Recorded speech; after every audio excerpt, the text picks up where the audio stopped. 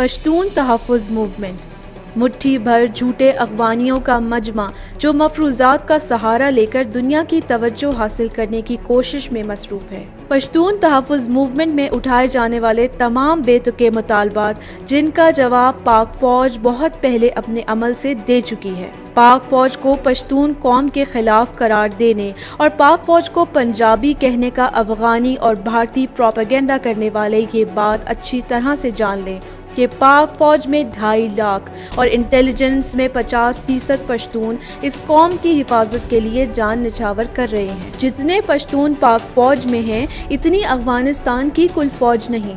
اگر پاک فوج کے پشتون کے ساتھ ناروا سلوک کی جھوٹی بات کو ہی اٹھایا جائے تو پاک فوج کا پشتون علاقوں میں ترقیاتی کام منہ بولتا ثبوت ہے۔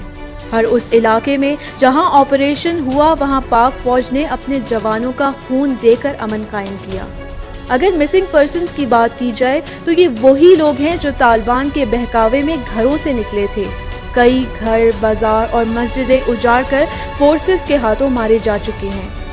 کچھ مسنگ پرسن وہ ہیں جو ریاست کے خلاف ہتھیار اٹھانے کے بعد پہاڑوں میں روپوش ہیں، افغانستان یا پھر دلی اور کلکتہ میں راکٹ سیف ہاؤسز میں موجود ہیں۔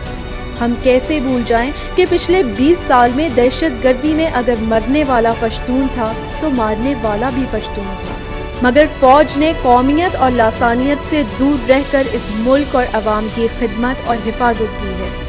یہ عوام دل و جان سے افواج پاکستان کی عزت کرتی ہے اور ملک کے خلاف اٹھنے والی ہر آواز کو رد کرنا بھی جانتی ہے۔